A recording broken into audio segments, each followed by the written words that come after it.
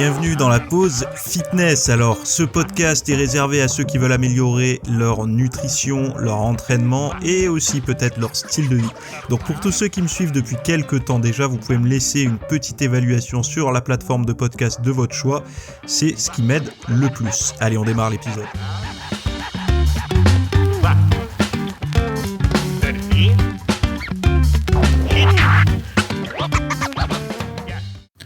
Salut à tous, j'espère que vous allez bien. Alors, je règle bien mon micro. Est-ce que vous m'entendez toujours au top ? J'espère que oui. Bon, une nouvelle semaine qui démarre. On se rapproche tranquillou de la réouverture des salles. Bon, j'espère que vous vous entraînez à la maison, mais bon, voilà, pour ceux qui aiment l'ambiance de la salle de sport, l'odeur de la salle de sport, les machines de muscu, les poulies qui coulissent bien et tout ça, je pense que vous attendez... Est-ce que vous avez préparé un genre de calendrier de l'Avent ? D'ailleurs, ça pourrait être une bonne idée, ça.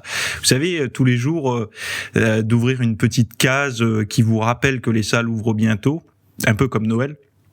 Et vous pourriez vous construire ça sur un petit d'ailleurs sur votre calendrier de votre téléphone, sur votre iPhone ou quoi.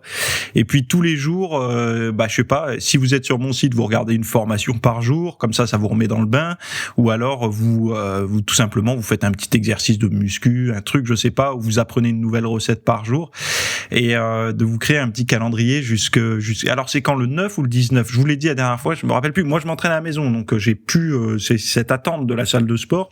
Enfin, pour l'instant, j'ai pas décidé de me remettre dans une salle particulièrement. Bon, s'il y en a une nouvelle qui ouvre avec un concept sympa ou des machines ou autres que je trouve nulle part ailleurs, peut-être. Mais bon, moi à la maison, je m'entraîne super bien. Le home gym étant vraiment quelque chose que j'apprécie énormément. Et bon, voilà. Bon, après c'est mon point de vue. Je sais qu'il y en a qui sont pas du tout home gym, qui pour eux maison égale détente, je sais pas, enfin tout un tas de choses, ou alors vie de famille.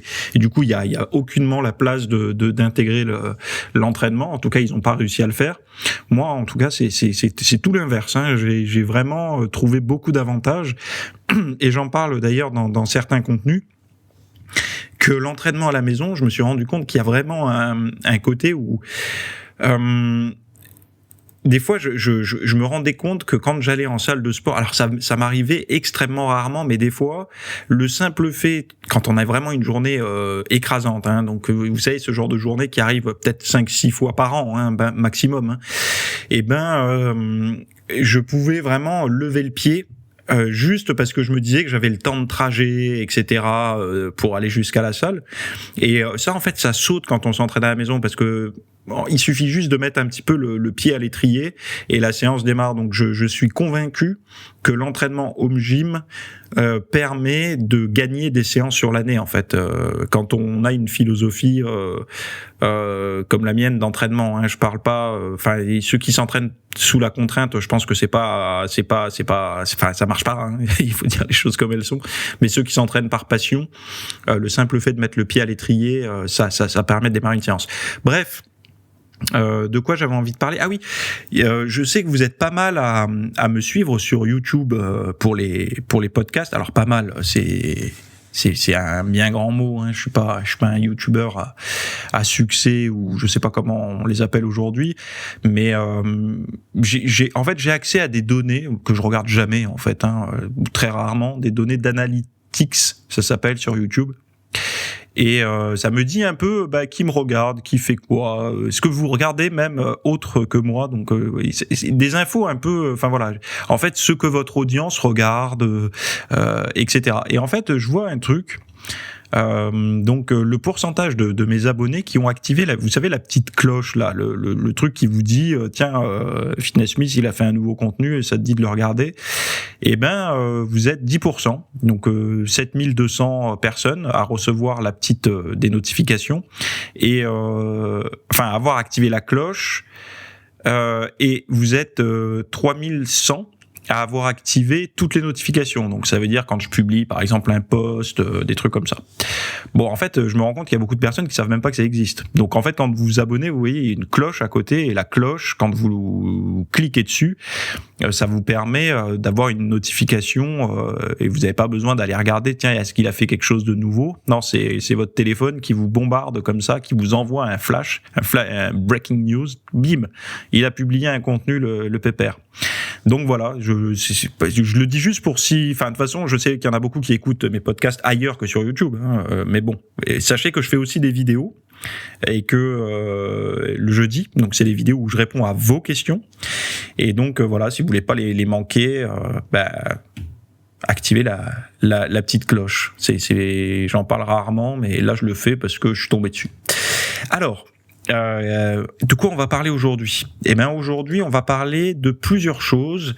On va parler de est-ce qu'il faut goûter, donc la notion du goûter, vous savez, le 4 heures, les pépitos et compagnie.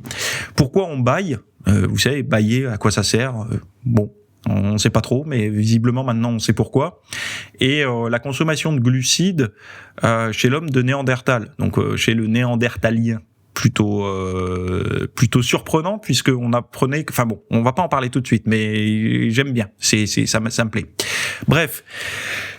Alors juste avant de démarrer, ce week-end, j'ai sorti, alors je continue ma série Anatomie, hein, donc ce week-end, j'ai sorti la vidéo sur les ischios. Ça s'appelle « Muscler vos ischios sous tous les angles ». Si vous avez un point faible ischio ou un côté de la cuisse, quand vous mettez la main sous la cuisse, qui est plus charnu que le côté droit, que le côté gauche, enfin pas la jambe droite ou gauche, hein, mais vraiment le côté de l'ischio, donc le côté intérieur ou extérieur qui est plus développé, comment le solliciter, surtout si vous entraînez à la maison, que vous n'avez pas ou peu de machines ou peu d'équipement, allez voir le lien que j'ai mis, donc ça s'appelle Muscler vos ischios sous tous les angles. Vous cliquez, vous allez voir un petit peu le contenu que j'ai fait là-dessus.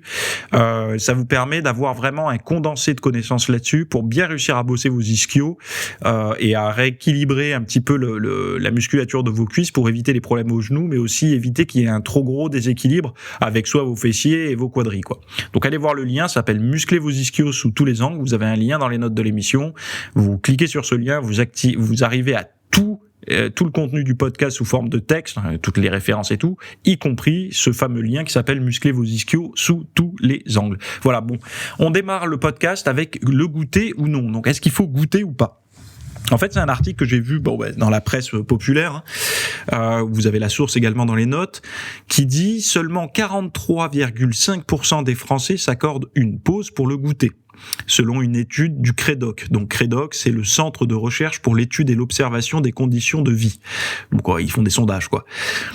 Or, cet encas n'est pas superflu. Il permet de bien structurer ses apports alimentaires au fil de la journée, comme l'explique le docteur Alain Delabos. Alors, Alain Delabos, médecin nutritionniste, auteur de Mincir sur mesure grâce à la chrononutrition, aux éditions Albin Michel, et de la nouvelle chrononutrition illustrée, édition Hugo New Life. Bon, j'ai lu son bouquin Mincir sur mesure grâce à la chrononutrition. Je vais pas le démonter, je vais pas en dire du bien ou du mal ou autre. Comme toute littérature basée sur les régimes et tout, vous le savez, moi je suis très... pour moi, comme je vous ai dit dans d'autres contenus, le fond du problème ne vient pas de ça. On va dire que l'intégralité des gens qui sont concernés ou qui se sont intéressés un petit peu à la nutrition savent assez facilement ce qu'ils devraient ou ne devraient pas manger. Et pour moi, c'est pas réellement là-dessus qu'il faut travailler. Je l'explique sur mon site. Il y a d'autres angles d'attaque pour bien réussir à avoir la ligne, etc. Mais bon, j'ai lu son bouquin. Bon, et moi j'adore en fait voir la vision des autres.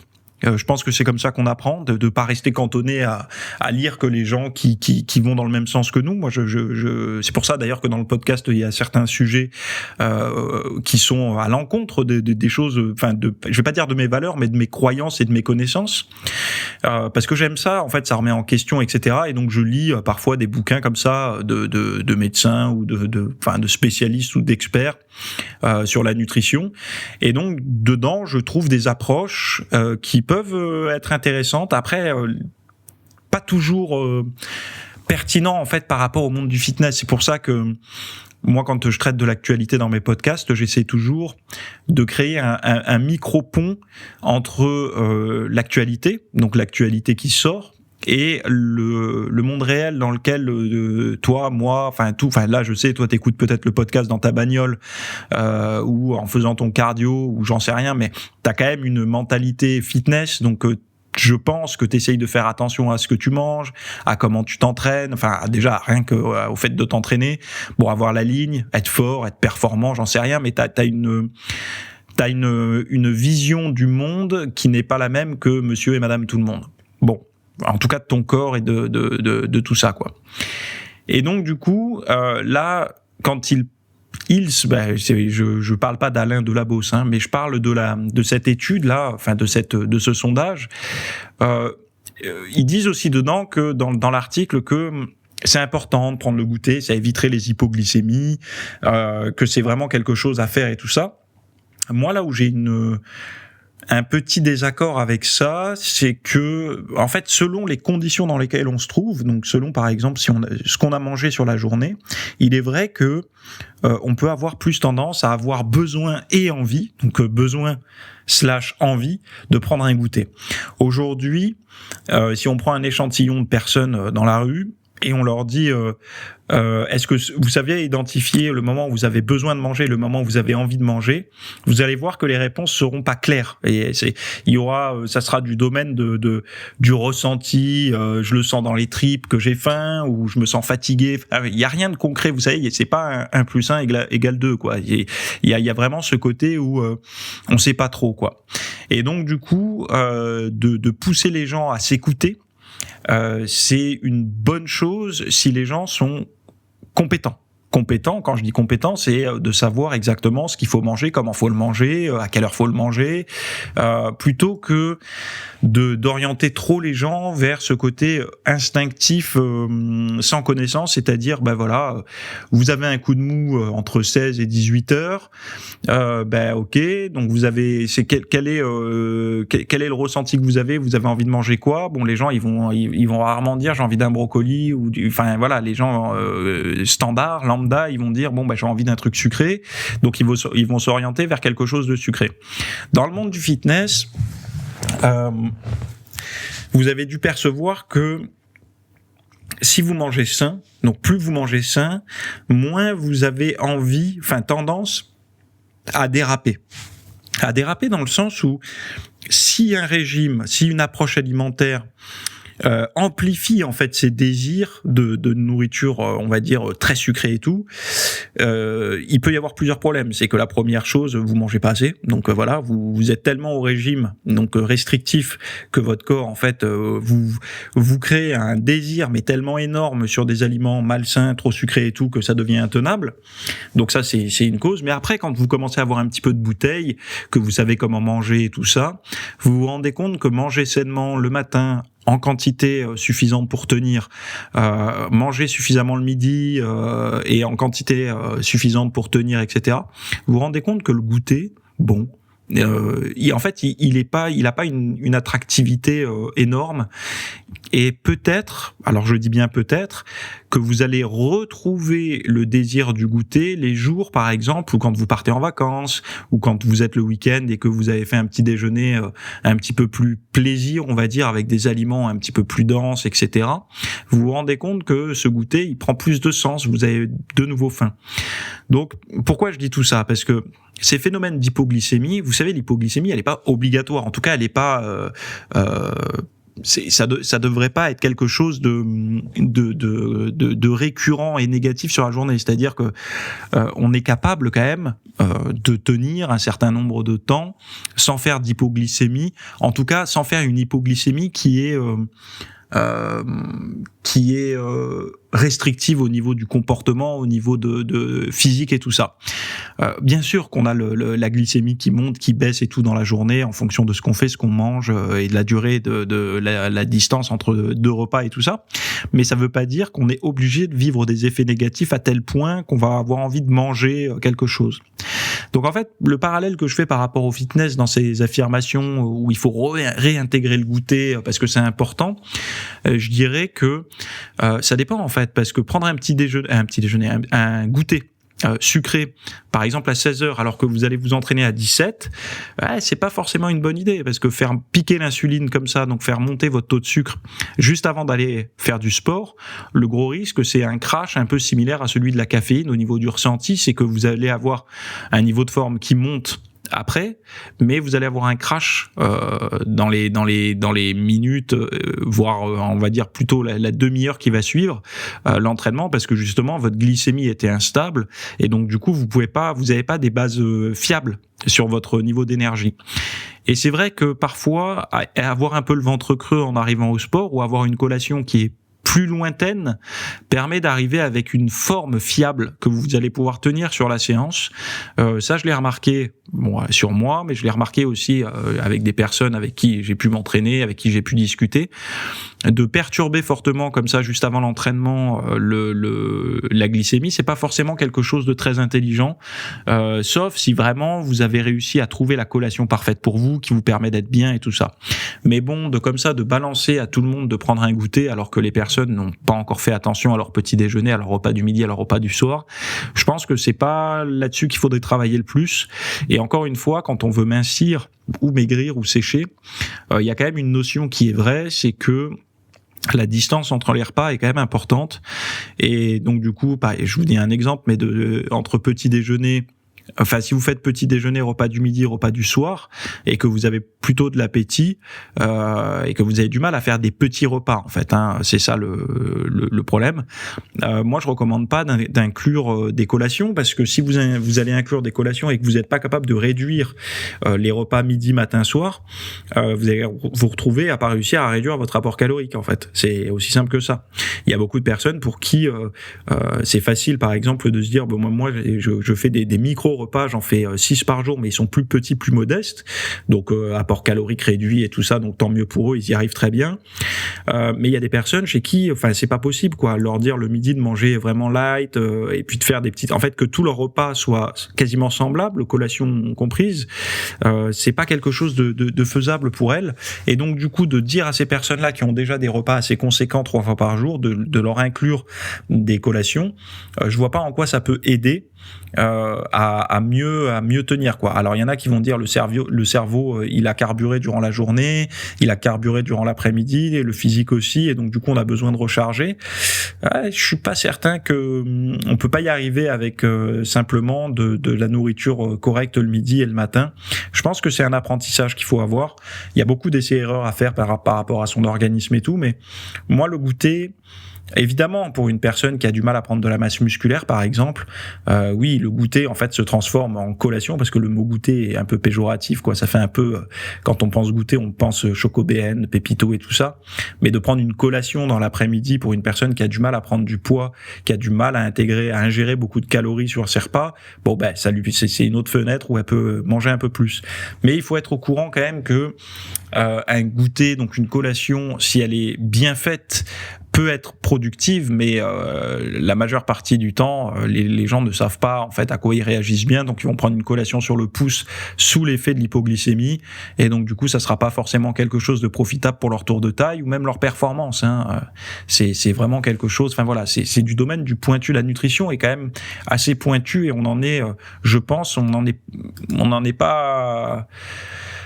pas loin d'être au début, en fait, des découvertes là-dessus. Donc on bricole un petit peu par rapport. Je pense qu'en ce moment on est beaucoup plus dans le côté notion de compréhension de l'individu par rapport à ce qu'il mange, plutôt que des recommandations globales et générales, quoi. Bon, je passe à la suite. Alors pourquoi on bâille ? Pourquoi vous bâillez quand vous êtes crevé et tout ça ? Ou même pourquoi vous bâillez quand vous êtes un peu en surmenage, en suractivité, etc., que vous bâillez, vous bossez beaucoup sur un sujet et tout ça, vous vous mettez à bâiller. Ou quand vous avez une conversation un peu trop longue, vous avez besoin de vous concentrer, pourquoi vous bâillez ? Et ben en fait là, je vous cite l'article qui dit, selon une idée reçue, le bâillement servirait à apporter plus d'oxygène au sang, mais c'est faux. Donc en fait, on pensait depuis longtemps que bâiller, ça apportait un surplus d'oxygène, et que c'est pour ça, en fait, on était en carence d'oxygène, et le fait de bâiller comme ça, on compensait ce manque, mais ils disent que c'est faux. En fait, il sert à rafraîchir le cerveau quand il chauffe trop. D'après l'université d'Utrecht, grâce à l'inhalation simultanée d'air frais et à l'étirement des muscles entourant les cavités buccales, donc en fait quand vous bâillez, vous étirez aussi des muscles tout autour de la cavité buccale, le bâillement augmente le flux de sang plus froid vers le cerveau et a donc une fonction thermorégulatrice. Donc la température du cerveau diminue ainsi après un bâillement. Le cerveau doit fonctionner à une certaine température pour une efficacité optimale. Si la température augmente, la tension de l'individu diminue. Les mammifères et les oiseaux utilisent donc le bâillement pour augmenter leur état d'alerte. Donc c'est un petit peu, vous savez toujours cette notion d'équilibre où trop c'est pas bien, trop peu c'est pas assez. Vous savez par exemple pour le sommeil, on a besoin de faire tomber un petit peu la température, notamment au niveau du cerveau pour pouvoir nous endormir. Et donc il y a toujours cette température, ce côté température, thermorégulation, etc. qui rentre en jeu. Et quand vous vous rendez compte, moi je trouve que c'est un bon outil de style de vie, un bon outil biofeedback, bien mieux qu'une Apple Watch ou quoi qui vous dirait c'est le moment de faire une pause. Le bâillement en fait. Quand vous bâillez alors que vous êtes dans une activité ou une réunion et qu'une réunion où vous êtes focus, concentré, ou une tâche où vous êtes concentré, de l'écriture ou autre, et que vous commencez à bâiller, c'est le signe qu'en fait au niveau cérébral vous êtes un petit peu en surchauffe, en suractivité, un petit peu comme vous savez un moteur quand il chauffe trop, il devient moins performant. Alors ça c'est vrai surtout pour les moteurs essence, un peu moins pour le diesel, mais pour les moteurs essence, vous savez que quand il y a de l'air frais qui arrive dans le moteur, ça marche mieux quoi. Et là c'est un petit peu la même chose, vous commencez à, ça force un peu, c'est plus bon le mélange, un petit peu comme le mélange le mélange est peut-être trop riche et il faut un petit peu refaire le réglage pour que ça soit plus équilibré. Vous avez besoin de fraîcheur, de faire tomber un peu la température. Donc je trouve que le bâillement est quand même un outil de biofeedback, à mon avis qu'on aura du mal à mettre sous forme d'algorithme dans une watch ou dans un smartphone. Et c'est gratuit. Vous bâillez, vous dites ok c'est bon, j'ai besoin de me rafraîchir un petit peu les idées. Donc en fait tout simplement de faire une pause mentale et puis de se laisser bâiller pour se rafraîchir le cerveau. Voilà, je trouvais ça intéressant d'en parler parce que ça sert aussi à éviter peut-être de trop se faire chauffer la cervelle et donc du coup en fin de journée de se dire la flemme, je fais pas mon sport quoi. Voilà. Alors, il y a viande et viande. Alors, un article que j'ai trouvé sur... alors là, c'est un blog indépendant. Je crois que l'auteur s'appelle Jérémy. Donc, il y a la source dans les notes du podcast. Encore une fois, vous cliquez sur le premier lien et après, dans le deuxième, vous avez tous les liens des citations et tout ça. Et donc là, sur le blog, alors je cite, je crois que c'est Jérémy Also, je sais plus, s'il m'écoute, désolé, j'ai mis la source de ton blog, de toute façon, donc les gens, s'ils sont curieux, ils peuvent aller voir. Donc dans le domaine médical, il y a viande et viande. Plus précisément, viande transformée d'un côté et viande non transformée de l'autre. Bon, ça, j'en parlais déjà dans d'autres podcasts. Mais qu'est-ce qu'on entend par viande transformée ou non transformée? Voici quelques exemples classiques de viande transformée. Donc il y a les charcuteries, salami, saucisson, jambon, les salaisons, des viandes au sel, le fameux bacon, les saucissons, les nuggets et les hamburgers des fast-food transformés avec des ajouts de sel, de gras ou de panure, les sauces cuisinées à la viande, bolognaise, toutes les conserves type pâté, bœuf séché, etc. Une récente étude, et l'inverse en fait, et qu'est-ce qu'est la viande non transformée? C'est la viande brute où l'homme n'a pas intervenu, mis à part la chasse, il a pas ajouté en fait de substances externes pour la conservation, etc. Donc c'est de la viande brute, tout simplement. Donc en fait, il faut bien faire la différence entre ces deux types de viande parce que les études, faut regarder sur quoi elles se basent. Est-ce que c'est la viande? Est-ce que ce sont les viandes? Est-ce que c'est la viande brute? Est-ce que ce sont toutes les viandes? Est-ce que ce sont essentiellement les viandes transformées? Est-ce que ce sont les viandes les plus communément consommées dans les pays? Donc est-ce que consomment les gens? Plutôt du transformé, etc. Bon bref, il faut faire cette distinction parce que les résultats d'études ne sont pas les mêmes et donc les recommandations en termes de consommation ne seront pas les mêmes également. Donc il dit sur le blog, une récente étude prospective menée chez plus de 134 000 personnes de 21 pays à haut et moyen revenus et suivie pendant en moyenne 9,5 ans rapporte des résultats dans ce sens. Il n'y a aucune association entre la consommation de viande non transformée donc la saine quoi en gros, avec la mortalité toutes causes confondues et les maladies cardiovasculaires, alors que l'on observe exactement l'inverse pour la viande transformée. Donc, moi ce que je retire un petit peu de ce genre d'enseignement, c'est que vous savez, vous avez deux extrêmes. D'un côté, vous avez la viande de bonne qualité, donc la viande non transformée, on pourrait encore la découper sous forme de qualité. C'est-à-dire qu'il peut y avoir la viande brute, mais cette viande brute où l'animal en question a été à la fois maltraité au niveau de sa nourriture, du comportement, de là où il a vécu, de tout ce qu'il a mangé, ce qu'il a reçu comme vaccin, traitement, etc. Et après, on va avoir la viande nourrie à l'herbe. Enfin bon, voilà. Donc, même à l'intérieur de la viande non transformée, donc supposée saine, on peut encore découper sous forme. On peut encore catégoriser laquelle serait la plus saine de la viande saine. Bon. Mais bon, là, on va rester dans le côté viande non transformée d'un côté et viande transformée de l'autre. Donc en fait, on prend ces deux extrêmes-là, et en fait, si on fait des études basées sur cette globalité, sur ces deux choses-là, donc en même temps on les réunit, forcément on va avoir des résultats qui seront modérés.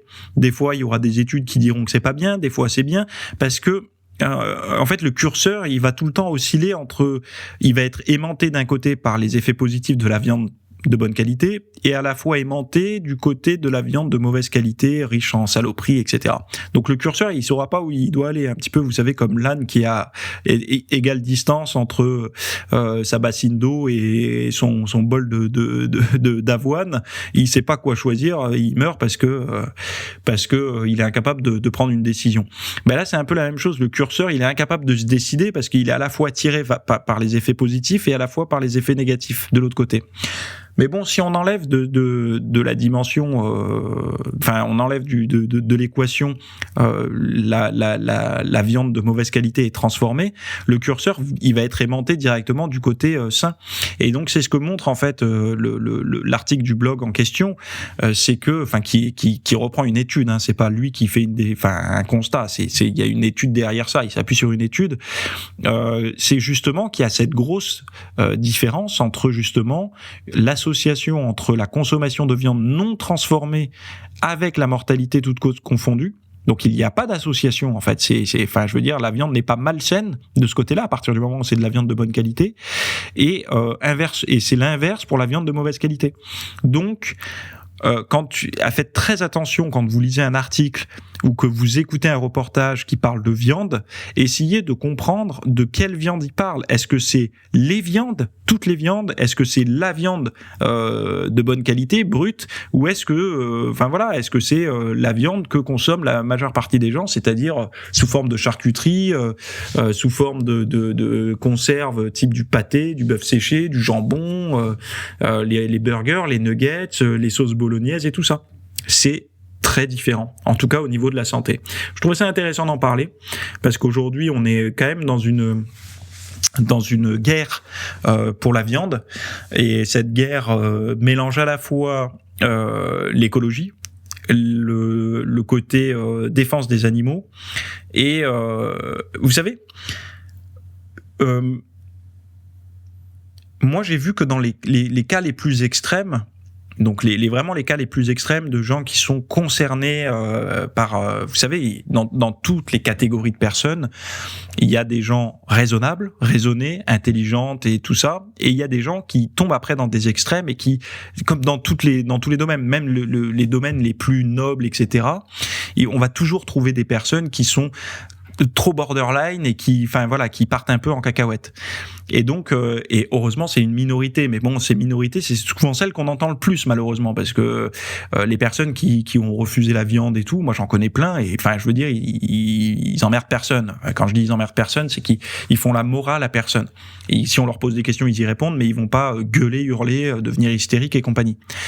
Mais moi, il y a quand même quelque chose que je remarque. Alors, je sais pas si vous l'avez remarqué aussi, c'est que quand il y a des personnes qui tombent dans un extrême comme ça, où ils veulent vraiment protéger l'animal, en fait, le soin qu'ils apportent à ces animaux qu'ils ne connaissent pas vraiment, mais qui sauvent, et bon voilà, c'est honorable, chapeau à ces personnes-là, et ben ils ont tendance à non pas abîmer l'être humain en échange, c'est-à-dire qu'au lieu d'abîmer l'animal, je vais abîmer les humains, mais ils s'abîment eux. C'est-à-dire que quand ils tombent dans l'extrême, on se rend compte que des fois, je dis pas tout le temps, hein, faites bien une nuance, hein, parce que n'ayez pas une compréhension vraiment binaire où tout le monde est comme ça. Je dis bien que parfois, on se rend compte que ils vont apporter beaucoup de soins à l'animal et se maltraiter eux-mêmes. C'est-à-dire qu'on va voir, ils vont tomber dans des cas d'anorexie, de sous-nutrition, ils vont avoir vraiment le visage, on va voir, ça se creuse, ils font pas en bonne santé et tout. Et en fait, ils donnent toute leur vitalité à la cause animale, mais ils s'oublient complètement. Je pense que s'ils veulent soutenir à long terme la cause animale, il faut quand même qu'ils soient capables d'être debout encore quelques années, parce qu'il y a encore un travail à faire là-dessus. Et je pense qu'ils devraient prendre un petit peu plus soin d'eux. Donc, je sais pas s'il y a des purs véganes qui m'écoutent, mais moi, le seul conseil que j'ai à donner de ce côté-là, parce que vous en avez certainement à me donner sur le côté éthique et tout, et je l'entendrai. Mais moi, la seule chose que j'ai à vous dire, c'est prenez soin de vous. Mais vraiment. Parce que je vois beaucoup de personnes qui s'abîment fortement, on le voit, ils sont vraiment abîmés physiquement. On voit aussi que dans leur argumentation, il y a un côté où on sent que on sent qu'il y a un problème, quoi, que ça, c'est pas bien connecté. On sent qu'ils sont épuisés et tout. Et bon, voilà, mon conseil, c'est vraiment ça, c'est prenez soin de vous. Si vous voulez réussir vraiment à solutionner cette problématique, prenez soin de vous pour tenir, en fait, parce que à ce rythme-là, il y en a certains, ils vont pas tenir longtemps, quoi. Ils vont pas tenir longtemps. Et donc, du coup, par rapport à la viande, encore une fois, mais j'en parlerai dans une vidéo prochainement, parce que j'ai fait un tournage où il y avait une question en rapport avec ça. Il y a un vrai côté où en fait, actuellement, on met tout dans le même sac. Donc, comme je dis, l'écologie. La cause animale, donc comment sont traités les animaux. Donc apparemment il y a des gens qui essaient de respecter en fait le passage de l'animal à la vie, à la nutrition, puis à la mort, hein, pour qu'il puisse être consommé.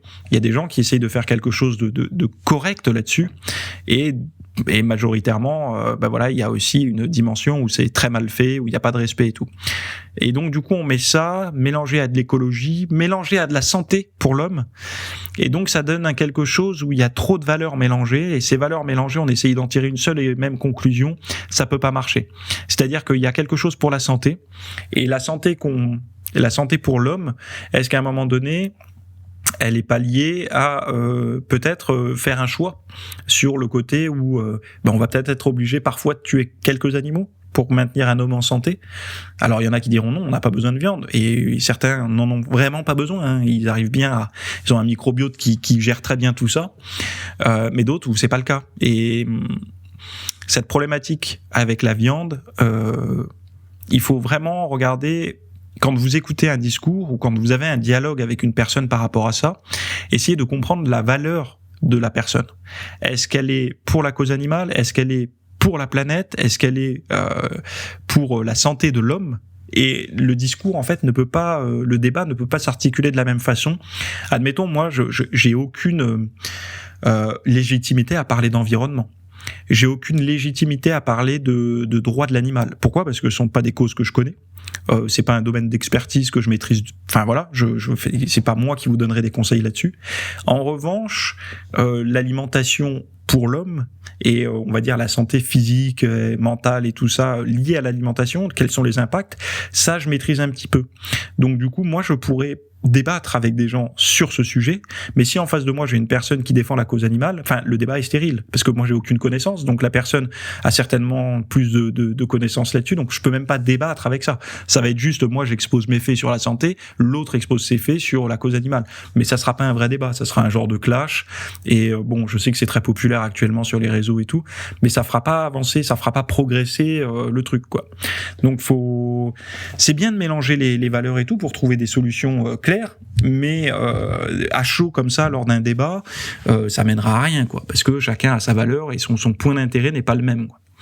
Enfin bon, bref. Néandertal consommait des glucides. Néandertal, ça date, hein, c'était pas hier, hein.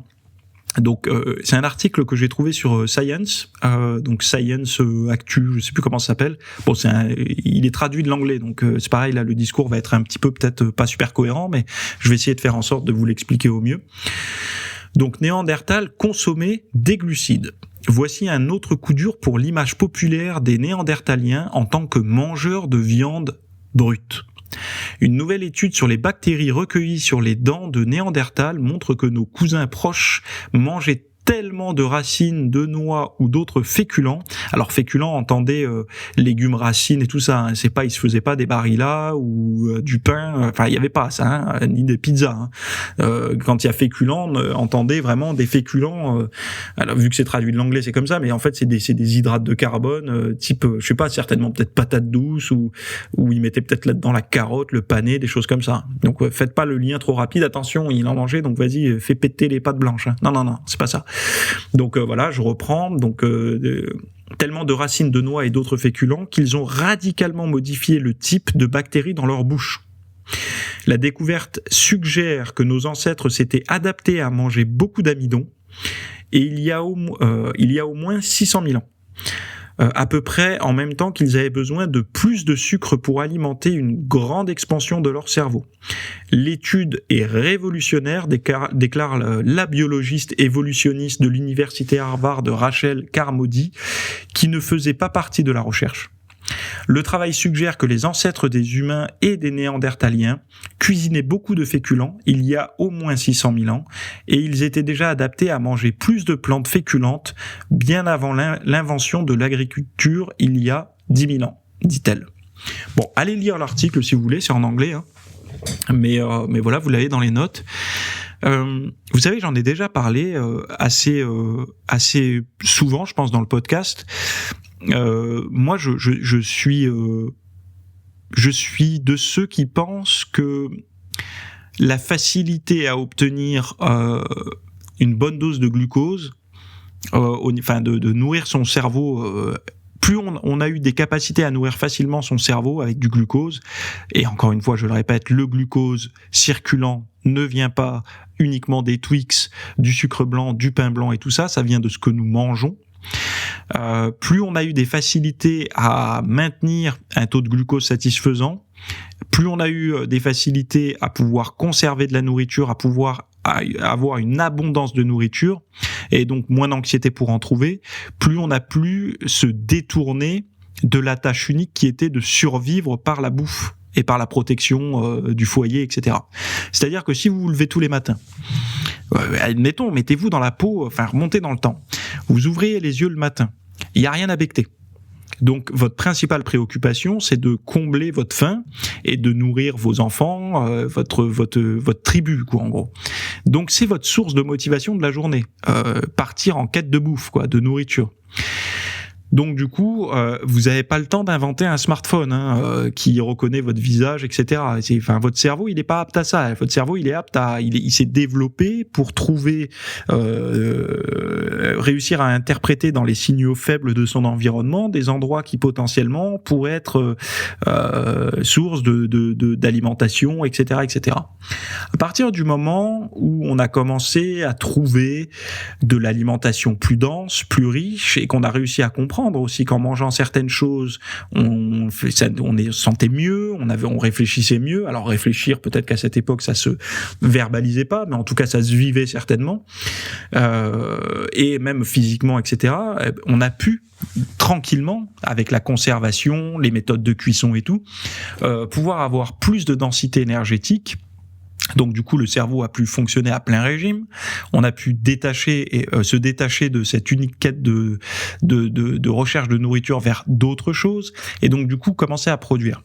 Je pense que ça, moi cette hypothèse, qui j'espère qu'un jour peut-être sera démontée pour qu'on trouve quelque chose d'encore plus révolutionnaire, mais c'est vrai que moi cette hypothèse de penser ça me semble cohérent, parce que plus on a stocké et on a densifié la nourriture, plus on a pu se pencher sur des recherches, sur des tâches. Donc je vais vous parler de la philosophie, la recherche scientifique, la médecine, toutes ces choses-là ont pu être mises en place, ont pu être développées, parce que justement on avait un cerveau qui était disponible pour autre chose qu'uniquement trouver de la bouffe. Mais alors il y a certains psychologues qui disent que vous pouvez tout ramener à la recherche de bouffe. C'est-à-dire que même l'information, quand on cherche de l'information, on cherche à se nourrir. C'est de la nourriture, en fait. C'est une forme de nourriture. Bref. Mais bon, moi, je resterai sur des choses plus terre à terre, dans le sens où c'est vrai que plus vous avez accès à la bouffe, moins vous avez d'anxiété, en fait, de savoir ce que vous allez pouvoir manger ce soir, demain, après-demain, plus vous pouvez vous concentrer sur autre chose. Mais ça a été vrai jusqu'au stade où, à mon sens, en fait, ce que j'observe, c'est que certes, cet apport de glucides et tout ça, ou de sucre, en tout cas d'avoir un taux de glucose satisfaisant pour qu'on puisse bien fonctionner, est-ce que c'est ce qui est responsable des grandes découvertes du 19e, du 20e? Mais avec l'arrivée d'Internet et des algorithmes, est-ce qu'on n'est pas en train de sous-traiter? Est-ce que, en fait, on stagne pas, en fait? C'est-à-dire qu'il y en a qui disent, oui, regardez comme le progrès a évolué ces dernières années. Oui, mais est-ce que c'est un progrès qui dépend directement de nous? Ou est-ce que c'est un progrès qui dépend des choses qu'on a créées? Et moi, je trouve que c'est plus ça. C'est-à-dire que le cerveau d'aujourd'hui, est-ce qu'il est plus productif en termes de créativité et tout ça que le cerveau d'Einstein ou d'un Carl Jung ou d'un Freud ou de, je sais pas, on monte plus loin d'autres de philosophes ou autres? Est-ce qu'il est plus productif aujourd'hui? Est-ce qu'il est plus intelligent? Est-ce qu'il est plus capable de fabriquer par la pensée des découvertes et tout ça? Non, je pense pas. Moi, je pense qu'en fait, on a des nouveaux outils, Internet, les algorithmes et tout, qui sont venus mettre un frein, et donc du coup, on a aussi en parallèle quelque chose qui est arrivé, c'est que on n'est plus dans la dose minimale satisfaisante d'apport en glucides. Et là, on est dans l'excès, c'est-à-dire qu'aujourd'hui, à l'inverse, avant, on avait une période où justement, on avait suffisamment pour bien réfléchir et tout. Et puis, plus les années ont passé, plus on a commencé à être en excès. Je reprends le mélange d'un moteur à explosion. Vous savez, quand le moteur, le mélange est trop riche, ça marche pas, ça capote un peu le moteur, il tout saute, etc. Ben là, c'est un petit peu la même chose. On est arrivé peut-être dans un apport trop riche en glucides, et donc du coup, on en a trop par rapport à la demande cérébrale qu'on a de créativité, de réflexion, de même physiquement. Le régime moderne, riche en sucre et tout, celui qui tend à diminuer parce que les gens commencent à être un petit peu avertis. On voit bien que même un sportif de haut niveau, s'il mange trop sucré, enfin en tout cas s'il mange à sa faim des aliments de mauvaise qualité, il sera en mauvaise santé. Enfin, je veux dire, nos cellules ne sont pas encore capables de capter cette trop forte abondance, quoi. Et donc du coup aujourd'hui, étant donné que vous savez, tous les raisonnements qui existent, enfin voilà, de créer des algorithmes qui sont capables de vous suggérer tel ou tel film, telle ou telle publicité et tout, c'est pas l'homme qui réfléchit derrière un écran et qui dit ah lui il aime ça, on lui balance ça. Non, ce sont des algorithmes. Donc c'est-à-dire que l'homme a délégué en fait ces grosses réflexions mentales à des algorithmes, à de la nouveauté. Et pourquoi j'en viens à dire ça? C'est parce que je pense qu'il y a eu une courbe où effectivement, d'avoir un apport plus en plus rassurant en termes caloriques et même glucidiques, ça a eu son intérêt pendant une certaine période de temps, que là on est arrivé en fait dans une courbe où justement on est dans un mélange trop riche. Donc on a à disposition tout le monde, même ceux qui sont vraiment en bas de l'échelle sociale, ont à moindre coût, s'ils le veulent, un apport en glucides largement satisfaisant, parce que les pâtes ça coûte pas cher, le sucre ça coûte pas cher, ça coûte beaucoup plus cher de manger sainement si on regarde les aliments bruts comme ça. Mais à l'inverse, notre cerveau ne continue pas d'évoluer on n'utilise pas notre cerveau à des fins créatives. Moi, je l'ai vu, par exemple, j'ai acheté un bouquin de mots croisés pour voir un petit peu où j'en étais par rapport à ça. Et je trouve ça très intéressant. Faites l'expérience, achetez des mots croisés ou faites-en sur votre smartphone et vous allez voir un petit peu que on perd l'habitude de faire confiance uniquement à son cerveau. C'est-à-dire que vous allez avoir le réflexe directement d'aller regarder sur Wikipédia ou sur des choses comme ça. Et on s'est déshabitué à faire fonctionner son cerveau à plein régime. Et en parallèle, on a une abondance de sucre et de calories trop denses dans notre diète. Donc du coup, est-ce qu'on fait pas moins travailler notre cerveau qu'avant, tout en lui en donnant plus d'énergie qu'avant? Donc ça peut pas fonctionner. En fait, au bout d'un moment, on va tout sauter, quoi. Et c'est ce qui donne, j'ai l'impression, des maladies de ce qu'on appelle de civilisation, maladies modernes et tout ça, comme si le mélange était trop riche, en fait, qu'il fallait réajuster la vis, faire rentrer plus d'air. Alors faire rentrer plus d'air, ça serait quoi? Ça serait peut-être de faire un petit peu mieux fonctionner son cerveau et pas déléguer l'intégralité des tâches de réflexion et tout ça. Aujourd'hui, on est plus épuisé par de l'information sans réflexion que par de la réflexion brute, quoi. C'est bizarre quand même. Regardez bien, mais il n'y a pas eu de vraie découverte de vrai. Il y en a eu, mais il n'y a pas eu. Les gens vont dire ouais, mais regarde toutes les startups qui se montent et tout. Ouais, mais est-ce qu'il y a eu, pour reprendre Étienne Klein, ce qu'il dit, depuis les découvertes d'Einstein 1905 et 1915, donc relativité restreinte et générale, quelles sont les grosses découvertes dans la physique ? Je veux dire, à part le boson de Higgs, etc., mais je veux dire vraiment les grosses révolutions. Il n'y en a pas eu. Enfin, c'est comme si... je sais pas, mais dites-vous, on a vraiment l'impression que c'est en expansion énorme et tout, mais oui, la dimension logicielle, algorithme, Internet et tout, ça grossit effectivement. Mais l'individu isolé, donc en tant que tel, est-ce qu'il est réellement plus capable de réfléchir aujourd'hui qu'il y a quelques années en arrière ? Ça, je suis pas convaincu. Et moi, l'image que j'ai, c'est qu'il y a plutôt une tendance à la régression, en fait. À la régression en termes en fait, une forme de dépendance à l'information sur un smartphone qui empêche les gens de réfléchir. Et quand certaines personnes, enfin moi le premier, quand je me suis rendu compte que j'arrivais à, de dire j'arrive à réfléchir, c'est bizarre, parce que tout le monde dit mais moi j'arrive à réfléchir. Mais en fait non, moi je me suis rendu compte à un moment donné que par rapport à l'information que je consommais, donc de la recherche, cumulée à de la philosophie, cumulée à de la psychologie, cumulée à du comportement, cumulée à de l'histoire, parce que je regarde aussi de l'histoire. Là, je lisais le Philostrate traité sur la gymnastique. Là, ce matin encore, je lisais quelques pages. Et en fait, quand on lit toutes ces choses-là, même des romans et tout, et qu'on se pose après, vraiment dans le calme, sans distraction visuelle et tout, on se rend compte que on se met à réfléchir en prenant des éléments du passé, en essayant de les comprendre par rapport à ce qui se passe aujourd'hui et tout. Et c'est ça ce que j'appelle réfléchir, c'est être capable de par les connaissances qu'on a, d'essayer de créer quelque chose qui est unique en fait. Quand je dis unique, c'est une réflexion qui nous est propre. Et ça, pour moi, c'est réfléchir. C'est-à-dire d'essayer, par rapport à plusieurs choses, d'essayer d'arriver à des nouveaux concepts, d'arriver à avoir des flashs un petit peu lumineux. Ça veut pas dire que d'autres personnes n'y ont pas pensé avant vous, mais ça veut dire que votre cerveau a été capable de tirer des conclusions par rapport à des sources d'informations diverses qu'il n'a pas devant les yeux, qu'il a emmagasinées, des choses qu'il a appris. Et moi, c'est vrai qu'il y a quelques années, quand j'ai commencé à vivre ces premières expériences-là au niveau de la réflexion, j'en parlais dans un autre épisode, que moi, durant les 5 dernières années, les découvertes et les concepts que j'ai pu mettre en place, des choses qui m'ont facilité la vie vraiment dans le monde du fitness, donc dans la gestion du style de vie, etc., dans mes entraînements et tout, je me rends compte que ce ne sont pas des choses que j'ai lues dans des bouquins de muscu ou des bouquins de nutrition. C'est-à-dire que ce sont des connaissances que j'avais en nutrition et en entraînement qui étaient là, qui étaient latentes, qui étaient acquises et qui se sont mis à résonner, à s'aimanter avec des connaissances que j'ai pu acquérir dans d'autres domaines. Dans des domaines, comme je dis, de l'histoire, etc. Et donc, du coup, il y a des ponts qui se sont créés. Et ces ponts, en fait, m'ont permis de faire des sauts dans ma compréhension, dans mon apprentissage, dans mes connaissances et tout ça. Et j'ai beaucoup... c'est pour ça que j'ai mis cet article en dernier. Il me semblait intéressant. Ça permet de comprendre que...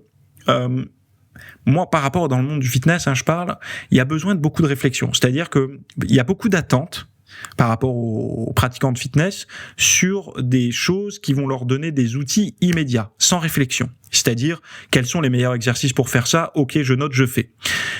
Moi, mon travail, par rapport, par exemple, à l'espace VIP, ceux qui y sont, ils l'ont bien compris, c'est que moi, j'essaye d'apporter une forme de connaissance qui, quand vous l'avez, cette connaissance, donc en regardant, par exemple, la vidéo sur les ischios que j'ai fait, c'est pas une vidéo qui vous dit tu fais ça et pas autre chose, sans que vous ayez à réfléchir. Non, ça vous apporte une forme de connaissance qui, par exemple, le jour où vous vous retrouvez en salle de sport, en fait, les machines que vous voyez avant sous un certain œil, aujourd'hui avec la connaissance que vous avez, vous ne les voyez plus du tout du même œil. C'est-à-dire que en voyant une machine, elle représente, ok, cette machine sur moi par rapport à morphologie, ça travaille telle zone exactement, donc je peux le placer à tel moment de l'entraînement. Ça, cet exercice-là, c'est pas intéressant pour moi. Je perdrais mon temps à faire 4 séries dessus puisque je n'y réagis pas bien. Et en fait, c'est ça mon travail, c'est d'apporter la petite dose de connaissance qui vous permet après à vous d'avoir une forme d'indépendance dans vos choix, par exemple en salle de sport ou même dans les aliments que vous mettez dans votre assiette.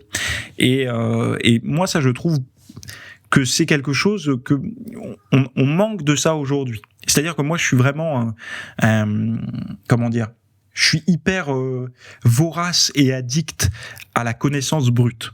C'est-à-dire que j'aime savoir des choses, même des fois des choses qui n'ont rien à voir avec la muscu. J'aime savoir des choses, mais j'aime pas.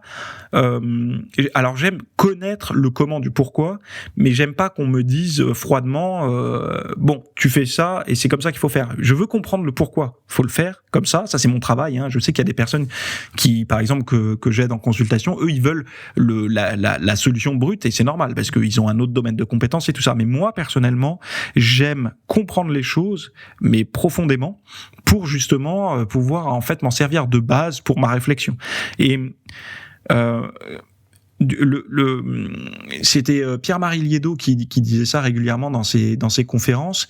Il disait faut faire une différence entre le savoir et le comprendre, je crois que c'est ça, entre le savoir et le comprendre. Donc on sait par exemple qu'il faut faire 8 répétitions pour par exemple s'entraîner un petit peu pour la masse musculaire, on va travailler entre 8 et 12 répétitions. Bon, voilà, est-ce que c'est un dogme, pas un dogme, mais bon, on va dire que régulièrement beaucoup de personnes font ça et ça fonctionne.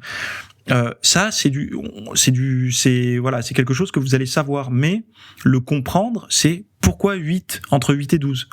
Pourquoi entre 8 et 12 ? Pourquoi pas 6 et pourquoi pas 13 ? Et en fait, de comprendre, ça permet d'avoir des fondations qui pourront conduire à une réflexion. C'est-à-dire que vous pouvez vous appuyer par la suite sur quelque chose que vous avez réellement compris. Lui, il fait le parallèle en fait entre le savoir, c'est une information qu'on vous balance brute sur BFM TV en 2 minutes, tel aliment est malsain. Et après, un reportage qui va durer 1h30, 2 heures sur Arte ou France 5 ou autre, hein, une chaîne qui fait encore parfois des contenus relativement intéressants. Et là, on va traiter un sujet précis d'alimentation pendant 1h30, 2 heures. Et donc là, vous allez plus comprendre. Alors, j'ai pris Arte pour que ça soit plus facilement compréhensible, mais vous voyez la différence ? On peut pas avoir le même niveau de connaissance entre une information reçue en 1 minute 30 et une information décortiquée en 1h30. Donc imaginez une information décortiquée, une personne qui dit moi je connais en nutrition, c'est pas très dur, en fait il faut manger moins de calories et tout ça. Donc en fait le mec a passé une semaine à chercher la nutrition, et quelqu'un chez qui ça fait 15 ans qui tous les jours apprend sur la nutrition. La profondeur dans laquelle la personne est allée, c'est pas la même en fait. Il y en a un qui a survolé pour aller directement aux points clés qui sont pas forcément les points clés, mais qui sont les points clés connus par tout le monde et qui du coup, lui, il pense que c'est tout, il peut passer à autre chose.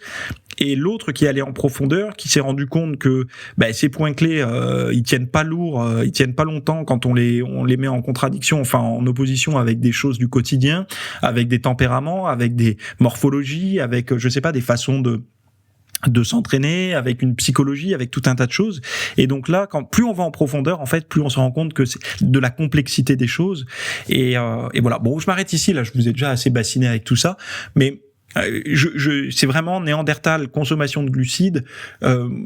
Moi, si vous voulez, je me dis pas merde, ils mettent en branle tout le régime paléo et tout. Non, pas du tout, parce que à l'époque, il y avait pas de riz blanc à cuisson rapide. Hein, donc, quand ils parlent féculents, ils parlent pas de ce qu'on pourrait nous aujourd'hui penser comme féculents. Ils pensent ils mangeaient plus de glucides en fait que ce qu'on pensait. C'est tout. C'est ça qu'il faut retenir. Et donc du coup, moi, ça me semble hyper cohérent puisque je suis convaincu que cette densité calorique, qu'elle soit par les végétaux plus riches en glucides, etc. Et ce qui montre aussi, d'ailleurs, qu'ils peuvent avoir une progression au niveau du cerveau et tout, sans avoir besoin de consommer du sucre rapide à haute dose et tout, c'est qu'il y a ce développement du cerveau lié à l'alimentation et que il y a quelque chose qu'aujourd'hui on maîtrise, que les non-initiés ne maîtrisent pas, c'est le lien direct entre le style de vie. ce qu'ils mettent dans leur assiette, leur capacité de réfléchir, leur capacité de progresser, de comprendre, etc.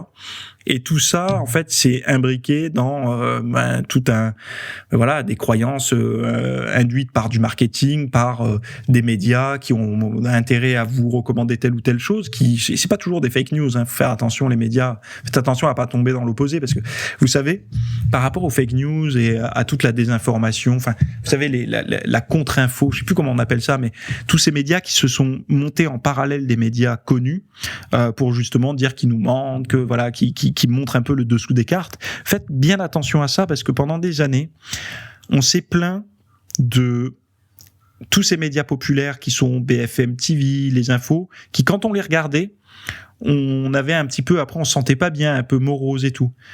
Observez comment vous rendent les médias dissidents, etc. C'est que du négatif. Donc dites-moi ce qu'on a gagné. À part croire qu'on se fout de notre gueule, qu'on nous prend pour des cons, qu'on nous manipule, qu'il y a des complots et tout. Faites très attention à ça. Moi, je suis ni pour les complotistes, ni pour les anti-complotismes. Je suis pas, moi, pour vous suivez les idéologies, tous ces trucs. Je suis pas là-dedans. Enfin, j'essaye de prendre un certain recul. Mais dites-vous bien une chose, c'est que ce qu'on pensait avoir gagné en quittant les médias classiques pour aller voir une autre information, certains sont allés à la facilité. C'est-à-dire que les autres, en fait, c'est un miroir. C'est-à-dire que c'est un miroir. C'est-à-dire que ils utilisent les mêmes procédés, la peur, l'inquiétude, le mensonge, tout un tas de choses comme ça et ça induit le même état psychologique. C'est-à-dire que les gens, ça a été montré d'ailleurs que plus on est déprimé, plus on a tendance à aller voir ce genre de contenu qui entretiennent eux-mêmes la dépression. Donc c'est un cercle vicieux. Donc en fait, l'information aujourd'hui, c'est quelque chose de très compliqué et je me répéterai jamais assez. On ne peut pas regarder l'information sans avoir de connaissances. C'est-à-dire que si vous regardez, par exemple, BFM Business, qui est pas si mal, ils invitent des grands patrons et tout, je trouve que des fois il y a des trucs intéressants. Moi, des fois, quand je regarde ça, je me dis, mais j'y comprends rien. En fait, c'est pas que j'y comprends rien, mais c'est que je ne pourrais jamais donner un point de vue là-dessus, objectif sur le raisonnement du PDG. Pourquoi ? Parce que j'ai pas la connaissance. Donc en fait, on peut me faire bouffer ce qu'on veut en économie, parce que vu que j'ai pas les connaissances, s'il y en a un gars qui arrive et qui dit avec un discours un peu convaincant, qui me dit autre chose, je peux le croire, j'y connais rien. Donc du coup, je trouve que faites attention à ce que vous regardez. Si je peux vous donner vraiment un conseil, et préférez vraiment être ignorant dans certains domaines et compétent dans d'autres, de manière à pouvoir consulter de l'information qui parle de ce dont, enfin là où vous êtes compétent, de manière à pouvoir avoir une vraie... Et là, vous pouvez vous dire réellement l'état des médias. C'est-à-dire que prenez un domaine que vous maîtrisez.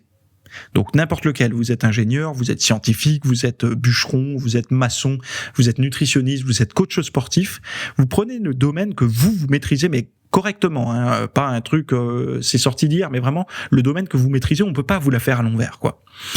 Et ben après, vous allez chercher sur Google Actualités des actualités qui parlent de votre domaine, et lisez les actualités sur les grands médias, et sur les médias aussi, allez voir un peu contre-information, dissidents et tout, qui parlent aussi de ça. Et en fait, vous pourrez vous faire une idée par rapport à vos compétences, parce que on vous fait pas à l'envers sur ces sujets-là, et vous allez pouvoir vous faire une idée concrète de qui dit la vérité ou non. Et vous allez voir quelque chose de surprenant, c'est qu'il y a du bon et du mauvais dans chacun, et que sans les compétences, vous n'êtes pas capable de le discerner, de faire la distinction, de le distinguer, pardon. Et donc du coup, imaginez-vous dans un domaine que vous ne maîtrisez pas. Et faites attention, parce que souvent les choses, les phrases, les raisonnements les plus séduisants sont souvent les raisonnements les plus faux. C'est-à-dire, c'est un petit peu comme pour devenir séduisant auprès d'un public, il suffit de répondre à des questions auxquelles personne ne répond. Donc typiquement, on va prendre une question classique, c'est quoi la vie après la mort ? Bon, ben, il y a la religion qui répond à ça. Donc la religion répond aux questions difficiles. Mais après, quand on n'est pas croyant, on fait comment ? Donc cette réponse reste en suspens, quoi, en fait. Donc j'incrimine pas la religion, au contraire, il y a des choses très bonnes dedans. J'ai la Bible à la maison, je l'ai lue, j'essaye de la comprendre, j'ai lu beaucoup de conférences dessus et regardé beaucoup de conférences dessus pour essayer de comprendre un petit peu tout ça, parce que moi je suis ni athée ni croyant, je suis comment on appelle agnostique. En fait, j'ai pas reçu de formation religieuse, donc je peux pas me vanter comme athée, j'ai pas de connaissances dessus. Donc du coup, je suis en découverte, c'est-à-dire que je m'y intéresse dans le sens de la compréhension, etc. Mais pour moi, c'est foutu, quoi. En gros, je pourrais pas le devenir comme ça. Mais une chose est sûre, c'est que je vois que cette vision, cette utilisation que peut avoir certaines personnes de répondre à des questions difficiles où aujourd'hui on n'a pas réellement de réponse, mais eux prétendent pouvoir y répondre, eh ben ça séduit les gens. Faites un livre où il y a marqué vous n'aurez plus jamais peur de choper le cancer. Je crois qu'il y a quelqu'un qui avait fait ça. C'est un titre hyper attractif pour notre génération. Pourquoi ? Parce que la peur du cancer règne un petit peu sur l'environnement de tout le monde. Enfin, tous ceux qui commencent à avancer un peu dans l'âge se rendent bien compte qu'on meurt pas comme ça peinard de vieillesse dans son lit. Donc il y a cette peur de la maladie, du cancer, cette épée de Damoclès au-dessus de la tête.